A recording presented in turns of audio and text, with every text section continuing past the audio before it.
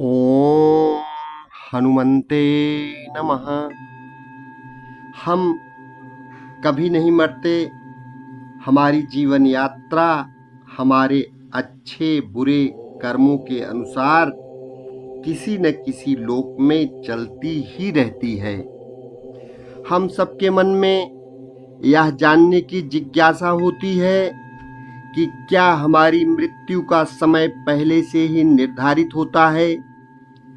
जी हाँ, ईश्वर की अति कृपा के अंतर्गत हम सबकी मृत्यु का समय निश्चित होता है। पृथ्वी पर जन्म लेने से पहले हम सब सूक्ष्म लोकों में रहते थे और पृथ्वी पर भौतिक शरीर में अपनी यात्रा खत्म करके वापस सूक्ष्म लोकों में ही चले जाते हैं।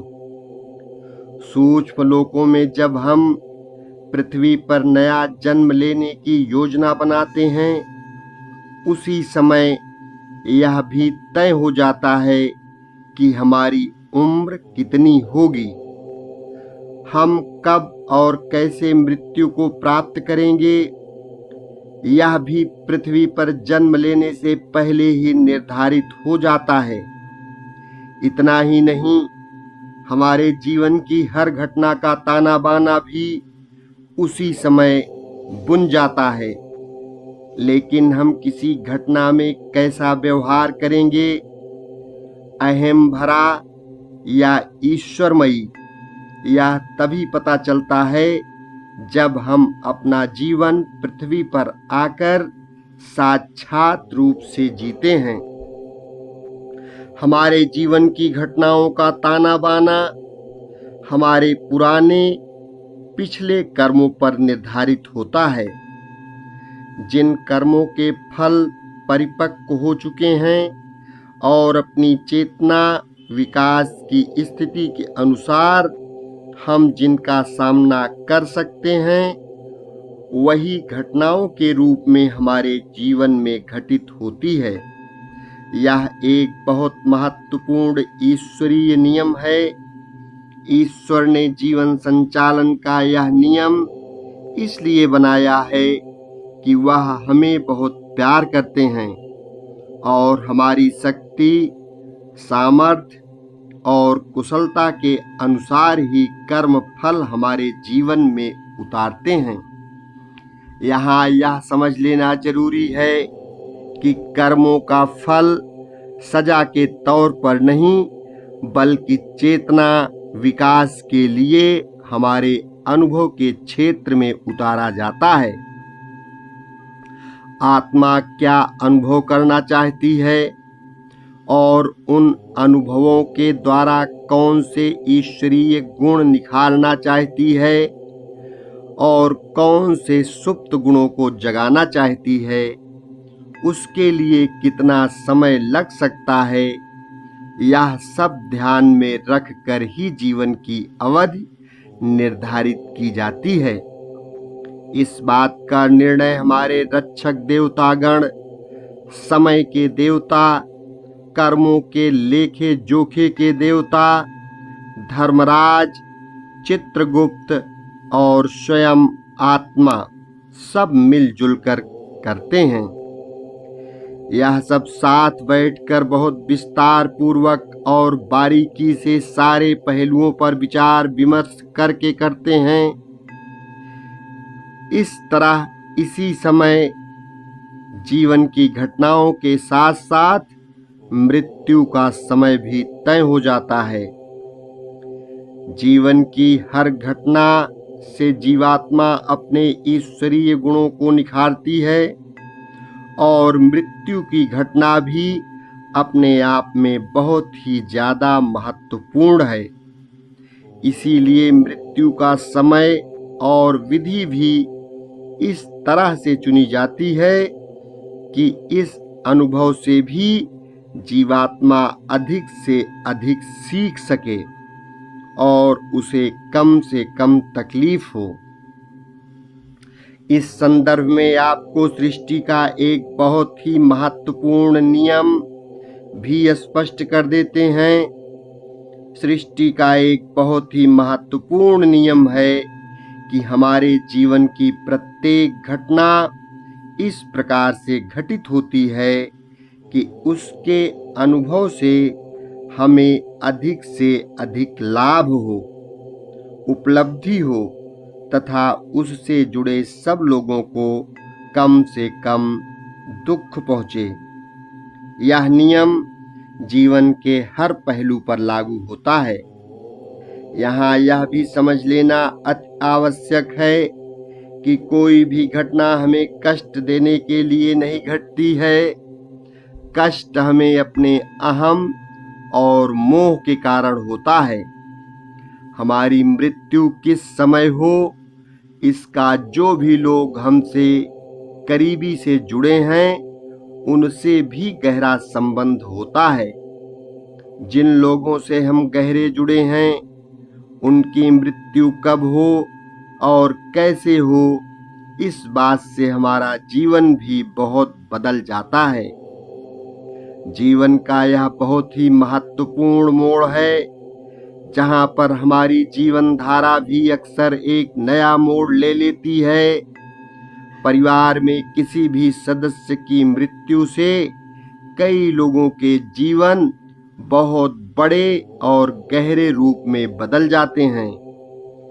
जो व्यक्ति मृत्यु को प्राप्त हो रहा है उसका जीवन तो पूरी तरह बदल ही जाता है। अक्सर उसके साथ जुड़े लोगों के जीवन में भी भूचाल आ जाता है, एक तूफान आ जाता है। सिर्फ जाने वाला ही नहीं जाता, उससे जुड़े लोगों के अंदर का कोई हिस्सा भी टूट जाता है, घायल हो जाता है, मर जाता है, खो जाता है। इसीलिए मृत्यु का समय और तरीका सूक्ष्म लोकों में हमसे जुड़े मृत्यु के सारे अधिकारी और कर्मों के फल के लेखा जोखा रखने वाले देवतागण सब बहुत सोच समझकर संवेदनशीलता, प्रेम, दया और करुणा को सर्वोपरि रख कर करते हैं। यहाँ ईश्वर की कितनी दया है हम पर, यह भी स्पष्ट करना जरूरी है। ईश्वर की कृपा के अंतर्गत सिर्फ पृथ्वी लोक छोड़ने वाली जीवात्मा का ही ध्यान नहीं रखा जाता है, बल्कि जिस किसी पर भी इस घटना का प्रभाव पड़ सकता है उन सबके कल्याण का पूरा पूरा ध्यान रखा जाता है। विशेषकर करीब के रिश्तेदार जो उस पर किसी भी प्रकार से अर्थात भौतिक या मानसिक रूप से निर्भर हैं, उनकी जरूरतों का, कर्मों के लेन देन का भी पूरा पूरा ध्यान रखा जाता है। इसके अलावा यह भी ध्यान रखा जाता है कि पीछे रह गए लोगों की ईश्वर के प्रति आस्था, विश्वास, प्रेम और भक्ति की भावनाओं पर क्या प्रभाव पड़ेगा। इनके साथ ईश्वर के कई सहायक और सहयोगी देवतागण जोड़े जाते हैं। यह देवतागण इनके जीवन को एक सकारात्मक और ईश्वरीय राह दिखाने का कार्य करते हैं। इनको अपने जीवन की इस बहुत ही दुखद घड़ी में सहारा देने के साथ साथ ईश्वरमयी राह पर चलने की शक्ति और क्षमता प्रदान करने के पूरे साधन भी ईश्वर कृपा के अंतर्गत ही सुव्यवस्थित किए जाते हैं। यह भी ध्यान रखा जाता है कि जीवन की हर घटना से, चाहे वह हमें सुखदायी प्रतीत हो या दुखदायी प्रतीत हो, हम उससे से अधिक सीख लें और जागृत होकर ईश्वर के करीब पहुंच सकें, ईश्वर से घनिष्ठ प्रेममयी जीवंत संबंध बना सकें। इन सब बातों से यह स्पष्ट हो गया है कि हम सब एक दूसरे के साथ कितनी गहराई से जुड़े हैं कि मृत्यु का समय पहले से निर्धारित होना बहुत जरूरी है, जिससे सबका जीवन सहज, सरल और ईश्वरमय तरीके से चलता रहे। कुछ विशेष परिस्थितियां जब आयु की अवधि बढ़ा दी जाती है, मृत्यु का समय पहले से निश्चित होता है, परंतु इस नियम में कुछ अपवाद भी होते हैं। या इसको इस तरह से भी हम कह सकते हैं कि हमारी भलाई के लिए ईश्वर ने अगर कभी जरूरत हो तो उसके लिए भी रास्ता खुला रखे हैं। सारी सृष्टि ईश्वर के प्रेम से ही प्रकट हुई है और उसी के प्रेम और दया के नियमों के अंतर्गत ही संचारित होती है। सृष्टि हमेशा गतिशील है और नई है, हमेशा विकास की तरफ अग्रसर होती है। हर नई परिस्थिति के जीवंत और गतिशील होने के कारण हमारे अंदर छुपी संभावनाएं नए पुष्प बनकर खिलती रहती हैं और इसी कारण नई प्रकट होने वाली परिस्थितियों के लिए ईश्वर की कृपा से एक नया द्वार खुल जाता है। इस प्रकार से इन नई परिस्थितियों के प्रवाह को बनाए रखने के लिए नियमों का एक नया रूपांतरित रूप ईश्वर ने पहले से ही प्रकट करके हमारी भलाई के लिए छोड़ रखा है। ईश्वर से ही हम प्रकट हुए हैं, उसी में जीते हैं, उन्हें हमारे पल पल की खबर है। जैसे ही हम बदलते हैं, ईश्वर की करुणा हमारा हाथ थाम लेती है। यह सब अदृश्य रूप में होता है, इसीलिए हमें आभास ही नहीं होता है कि हमारा परमेश्वर हमारे साथ है। ईश्वर की इसी कृपा के अंतर्गत अगर कोई व्यक्ति विशेष रूप से अपनी चेतना विकसित करने में सफल हो रहा है और तेजी से अपने आत्म स्वरूप में जागृत हो रहा है, अर्थात ईश्वर से जुड़ रहा है, तो उसके जीवन काल की अवधि को बढ़ाने का विचार किया जाता है। इसके लिए काल निरंजन चित्रगुप्त उस व्यक्ति के रक्षक और सहायक देवतागण, जो जीवात्मा और जितने भी देवतागण इस प्रक्रिया से जुड़े हैं, सब मिलकर बैठते हैं और नई परिस्थिति पर विस्तार पूर्वक बहुत ही बारीकी से विचार विमर्श करते हैं। यह सब देवतागण मिलकर विश्लेषण करते हैं कि क्या जीवन काल को बढ़ाना इस व्यक्ति विशेष के लिए और इसके साथ जुड़े हुए सारे व्यक्तियों के लिए ठीक होगा, लाभदायक होगा। क्या जो लोग इससे जुड़े हैं उनके लिए इस समय और इस व्यक्ति के साथ को उनकी चेतना विकास के लिए भी सदुपयोग किया जा सकता है? क्या यह सारे पहलू ध्यान में रखते हुए इस जीवात्मा के जीवन में ऐसी घटनाएं घटित की जा सकती हैं जिससे इस अवसर का पूरा लाभ उठाया जा सके?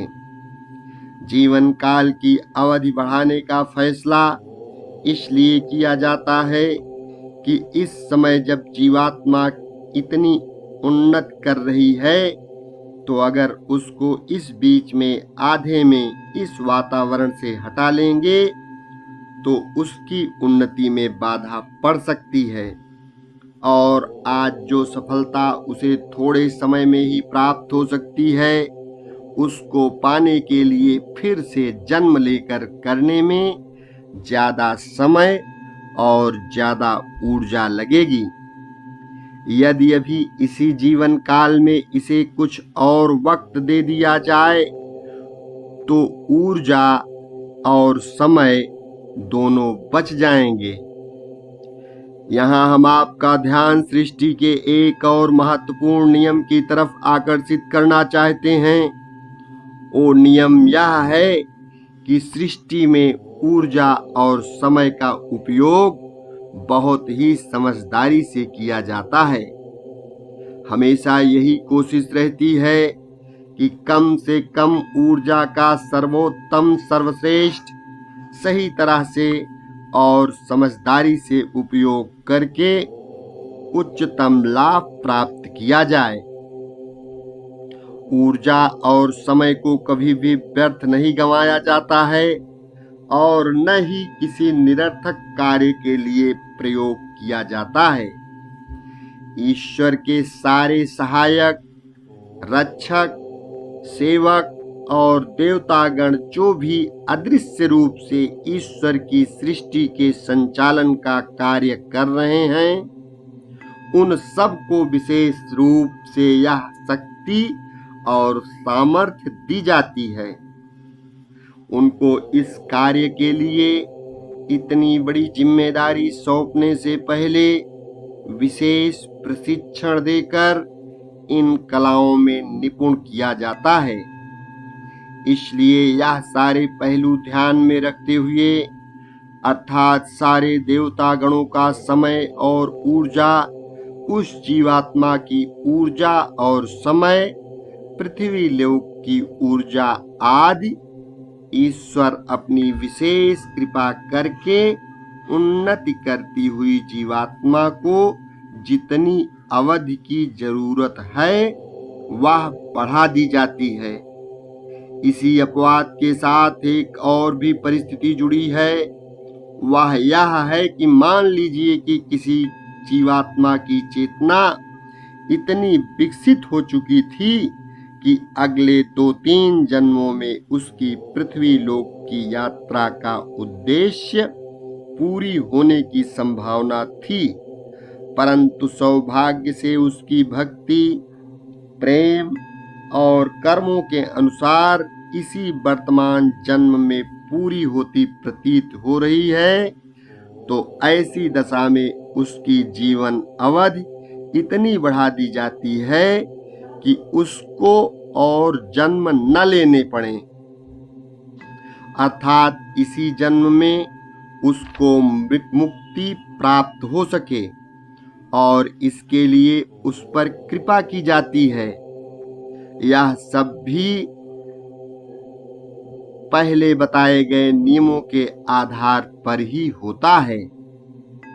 इन दोनों परिस्थितियों में एक और भी लक्ष्य सिद्ध होता है कि इन लोगों के साथ जीवन मंच पर और भी जो लोग जुड़े हैं, उनको भी एक ऐसा अवसर मिल जाता है कि वह भी अपनी चेतना को विकसित करके ईश्वर से जुड़ सकें।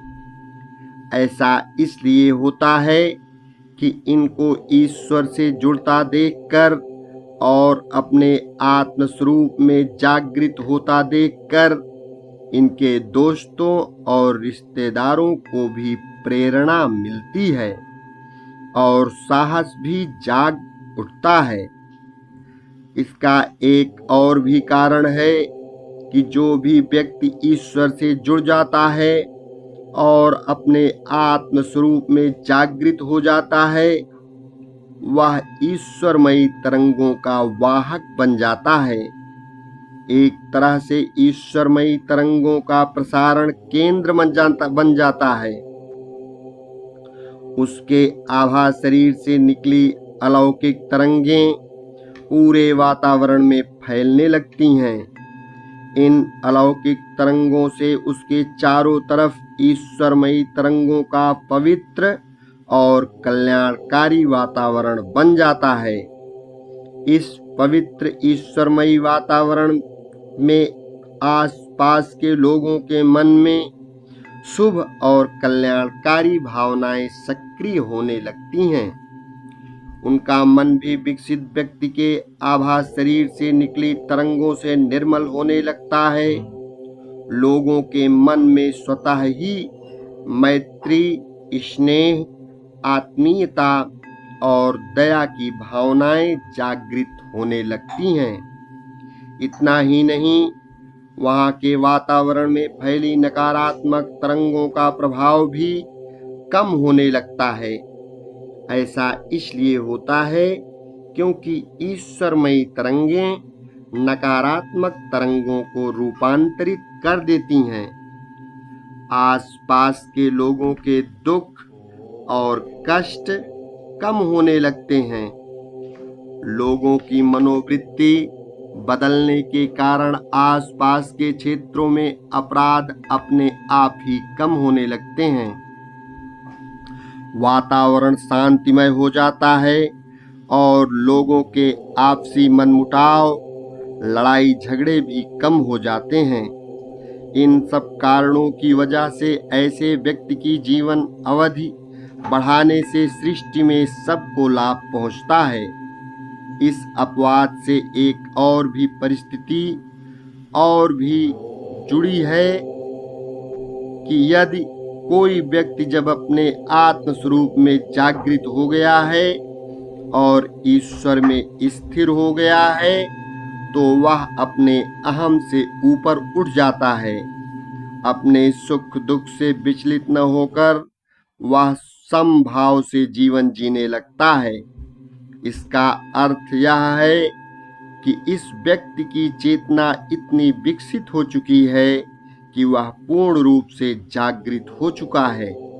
ऐसा व्यक्ति ईश्वर का निष्काम सेवक बन जाता है। इतनी विकसित चेतना का व्यक्ति ईश्वर की कृपा से जन्म मरण के चक्र से बाहर निकल जाता है। ऐसे व्यक्ति के संचित और प्रारब्ध सब कर्म समाप्त हो जाते हैं और निष्काम सेवक बनने के कारण अब वह नए कर्म भी नहीं बनाता। ऐसी चेतना का व्यक्ति अपने आप को पूरी तरह से ईश्वर के चरणों में समर्पित कर देता है और ईश्वर उसे अपना निष्काम सेवक स्वीकार कर लेते हैं। यह बहुत ही सूक्ष्म और रहस्यमयी बातें हैं और इसको सिर्फ ईश्वर और पूर्ण जागृत व्यक्ति ही समझ सकता है। जो लोग पूर्ण रूप से जागृत हो जाते हैं वह पूर्ण रूप से ज्योतिर्मय हो जाते हैं। उन्हें ईश्वर के साक्षात दर्शन हो जाते हैं। ईश्वर से उनकी साक्षात बातचीत होती रहती है और एक बहुत ही घनिष्ठ संबंध बन जाता है। इनके अंदर ईश्वरीय शक्तियां जागृत हो जाती हैं। इनमें से कुछ शक्तियों को मुख्यतः अष्ट सिद्धियां और 9 निधियां कहते हैं। इन शक्तियों के द्वारा वह स्वयं ही अपनी मृत्यु का समय निर्धारित करते हैं। यह स्वयं ही निश्चित करते हैं कि वह कब और कैसे शरीर छोड़कर अपने निर्धारित सूक्ष्म लोक में प्रवेश करेंगे। आपने सुना ही होगा कि हमारी पौराणिक कथाओं में ऐसे ऋषियों मुनियों का वर्णन है जिन्होंने मृत्यु पर विजय पाई थी। कई संत महात्मा अपनी आयु हजारों साल तक बढ़ाकर ईश्वर की तपस्या करते रहते थे। आज भी इसी पृथ्वी पर ऐसे संत महात्मा रहते हैं जिनकी आयु हजारों साल है।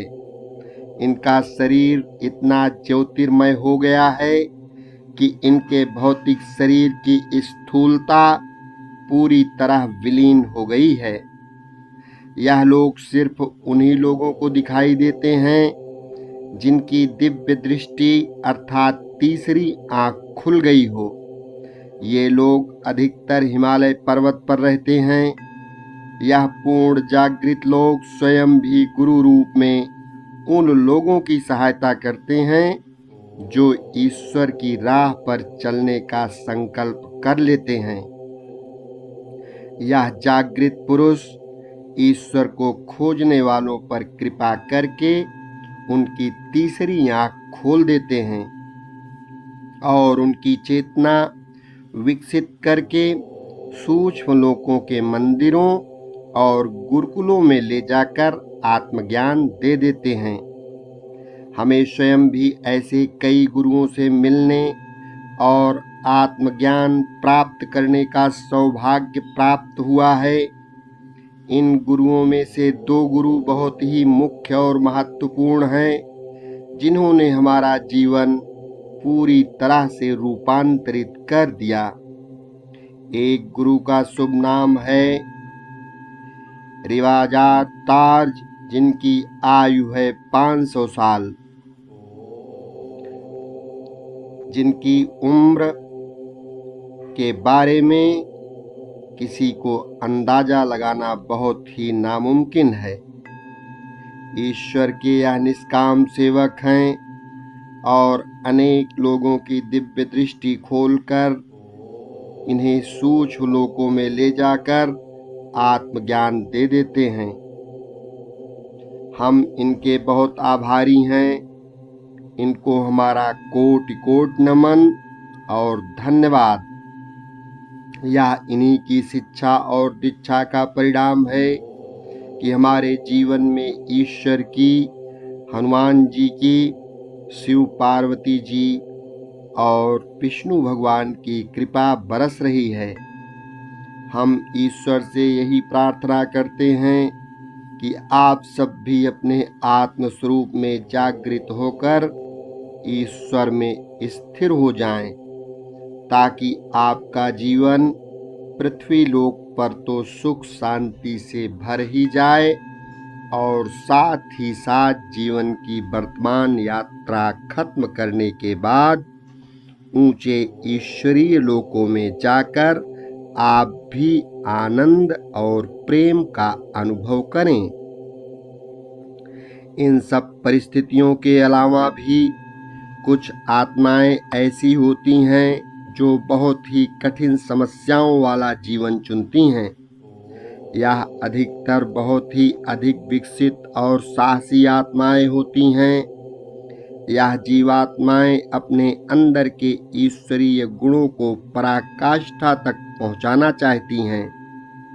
यह आत्माएं ऊंचे ईश्वरीय सूक्ष्म लोकों में विशेष प्रकार की ऊर्जा और तरंगों के काम करके ईश्वर की सृष्टि का संचालन करने में सहायता करती हैं। अपने को इन कार्यों में अधिक से अधिक निपुण और कुशल बनाने के लिए यह अपने को पृथ्वी लोकों की अग्नि परीक्षा से गुजारती हैं।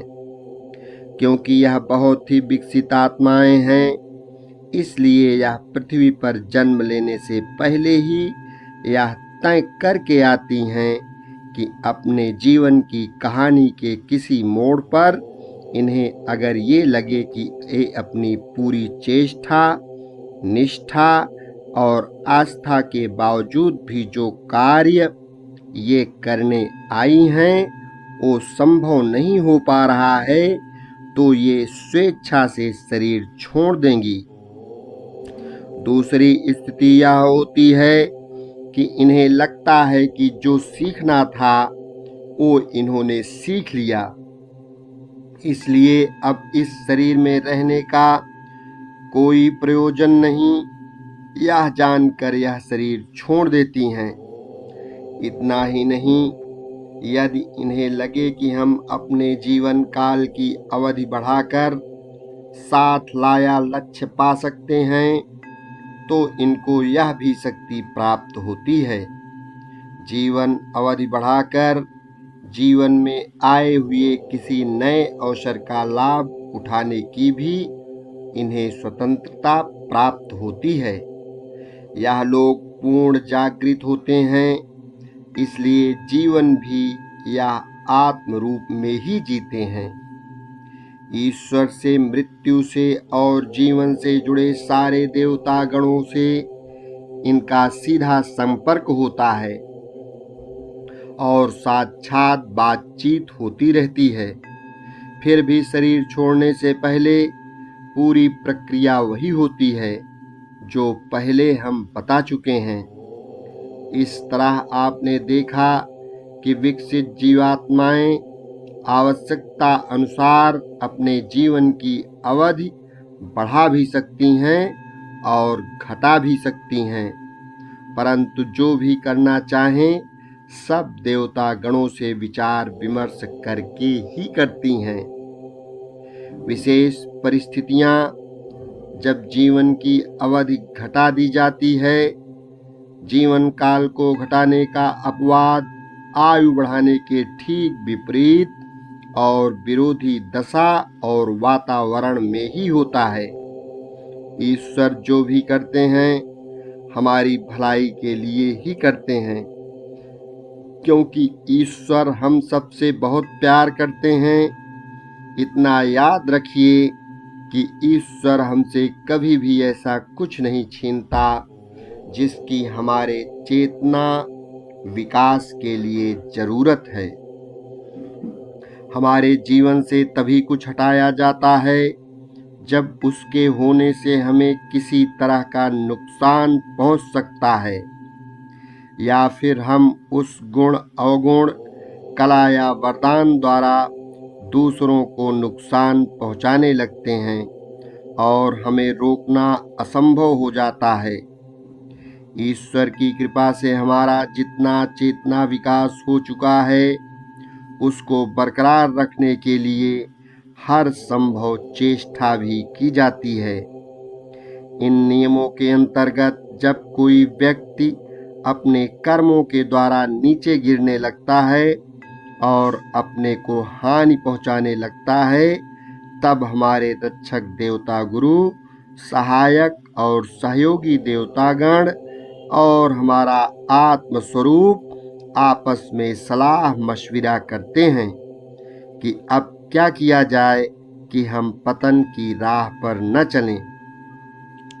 ये सब देवतागण हमें तरह तरह से सहायता भेजकर अपना व्यवहार बदलने के लिए प्रेरित करते हैं, परंतु फिर भी जब हम ईश्वरीय राह, सत्य का मार्ग पर चलने की इच्छा से इनकार कर देते हैं और बुरे कर्म करके अपने ऊपर कर्मों का ऋण बढ़ाने लगते हैं और दूसरों को भी बहुत कष्ट देने लगते हैं, उनका जीना भी दूभर कर देते हैं और अपने आत्म स्वरूप के समझाने पर भी नहीं समझते हैं और न ही रुकते हैं, तो उस समय हमारी आत्मा स्वयं ही चित्रगुप्त और काल निरंजन के पास जाती है और कृपा का आग्रह करती है। ये सब हमारी आत्मस्वरूप की प्रार्थना और पुकार की दुहाई को ध्यान में रखकर निर्णय लेने के लिए प्रेरित होते हैं। इस पहलू पर विशेष रूप से ध्यान दिया जाता है कि जीवात्मा ने जितनी आध्यात्मिक उन्नति पिछले जन्मों में की थी वो भी खत्म हो रही है और अहम के भुलावे में आकर जीवात्मा और परमात्मा के साथ जो कुछ भी संबंध जुड़ा था वह भी टूट रहा है, अर्थात उस व्यक्ति का तेजी से पतन हो रहा है। इस व्यक्ति को अपनी आत्मा की आवाज भी नहीं सुनाई दे रही है। आत्मा जो भी घटनाएं उस जीव को गलत रास्ते पर चलने से रोकने के लिए घटाती है, उसके द्वारा भी वह अपने आप को और दूसरों को बहुत अधिक हानि पहुंचा रहा है। ऐसी स्थिति में उससे जुड़े रक्षक देवता और सहायक देवतागण जो कुछ भी उसको अपने अधोपतन से बचाने के लिए करते हैं, उसमें भी उस व्यक्ति की प्रतिक्रिया उल्टी ही हो रही है। ये सब देखते हुए इस व्यक्ति की रक्षा के लिए ईश्वर उस पर कृपा करते हैं और फिर इस प्रक्रिया से जुड़े सारे देवतागण मिलकर यह निश्चित करते हैं कि कब और कैसे मृत्यु की घटना घटित की जाए ताकि उस पर अधिक दुखदाई और सदमा पहुंचाने वाला प्रभाव न पड़े। इस तरह इस व्यक्ति को अपने ऊपर कर्मों के अधिक ऋण चढ़ाने और अपना अधोपतन करने से बचा लिया जाता है। इसके साथ ही साथ अब तक उसका जो चेतना विकास हुआ था उसको भी जितना संभव हो बचा लिया जाता है। इसके अलावा एक और भी परिस्थिति है जिसमें अकाल मृत्यु हो सकती है। यह पुराने कर्मों के लेखे जोखे पर आधारित होती है। कर्मों के आधार पर ही कुछ लोगों की कुंडली में अकाल मृत्यु का योग पाया जाता है। जीवन काल की अवधि को घटाने और बढ़ाने के दोनों पहलुओं को अजामिल की कहानी से स्पष्ट रूप से देखा जा सकता है। आप सबको अजामिल की कहानी मालूम ही होगी, फिर भी इस समय इस संदर्भ में हम एक बार फिर इस पर आपका ध्यान आकर्षित करना चाहेंगे। अजामिल नाम का एक ब्राह्मण अपने जीवन काल में पूरी तरह से माया जाल में फंस चुका था और पूरी तरह से ईश्वर से दूर हो चुका था। वह जब मृत्यु शैया पर पड़ा था, मृत्यु के दूतों को सामने देखकर बुरी तरह से घबरा गया। वह इतना डर गया कि उसके मुंह से डर के कारण नारायण नारायण निकल गया। नारायण उसके बेटे का नाम भी था और पतन की राह पर चलने से पहले वह श्री नारायण का भक्त भी था, परंतु माया के सम्मोहन में पड़ने के कारण वह उसके जाल में फंस गया और ईश्वर को, अपने आत्म स्वरूप को पूरी तरह से भूल गया। अजामिल के मुंह से नारायण नारायण सुनकर ईश्वर के यानी हरि के दूत भी उसके पास आ गए और उन्होंने यम के दूतों को उनके प्राण लेने से रोक लिया। ईश्वर के दूतों ने यम के दूतों को बताया कि हम भगवान नारायण के दूत हैं। अजामिल क्योंकि ईश्वर की शरण में आ गया है, आप इसके प्राणों को नहीं ले जा सकते। ईश्वर के दूतों ने यम के दूतों को बताया कि जो भी ईश्वर की शरण में आकर अपने कर्मों का पश्चाताप कर लेता है और सत्य के मार्ग पर चलने लगता है, ईश्वर उसके कर्मों को माफ करके अपनी शरण में ले लेते हैं। ईश्वर का नाम इसे भविष्य में भी दूषित कर्म करने से बचा लेता है। जो भी ईश्वर का नाम लेता रहता है, ईश्वर उसका मन निर्मल और पवित्र कर देते हैं। अजामिल मृत्यु की शैया पर पड़ा ईश्वर की महिमा का गुणगान सुन रहा था। ईश्वर की कृपा और करुणा को जानकर उसके दिल में सोई हुई भक्ति और बुद्धि जाग उठी। उसने मन ही मन प्रण किया कि अगर उसे ईश्वर ने जीवन दान दे दिया तो बाकी जीवन वह ईश्वर की भक्ति और साधना में ही बिताएगा।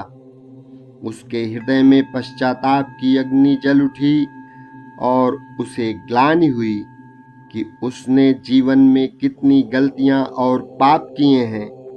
उसे साफ साफ दिखने लगा कि आज तक वह जो भी कुछ अज्ञानवश कर रहा था, वह कर्म ही उसके दुश्मन हैं।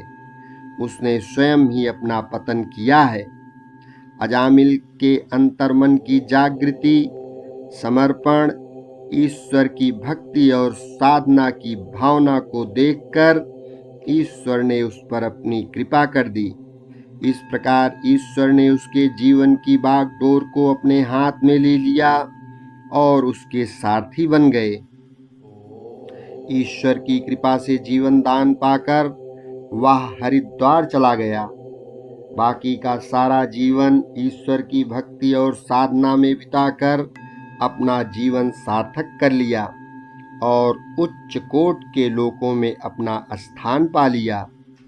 इस कथा का सार यह है कि अजामल की जीवन की अवधि वास्तविक रूप से पूरी नहीं हुई थी, परंतु उसके दूषित पाप कर्मों के कारण उसकी जीवन अवधि कम करके यमराज ने अपने दूत भेज दिए। ये सब ईश्वर की कृपा के अंतर्गत हो रहा था, ताकि उसे कर्मों के अधिक ऋण चढ़ाने से बचाया जा सके और जितना चेतना विकास उसने कर लिया था उसको न खो दे और अपना अधिक अधोपतन न कर ले।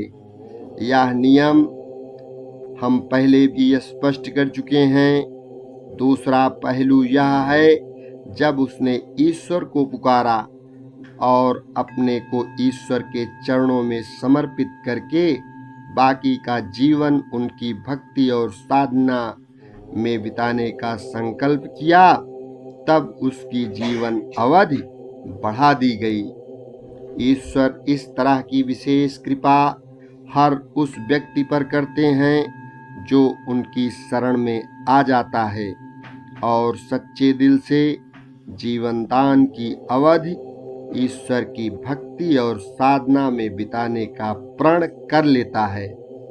हो सकता है कि आपके दिल में संशय उठे कि कह तो दिया ईश्वर तुम्हारी भक्ति और साधना में ही जीवन बिताऊंगा, पर अब आगे उसकी मर्जी।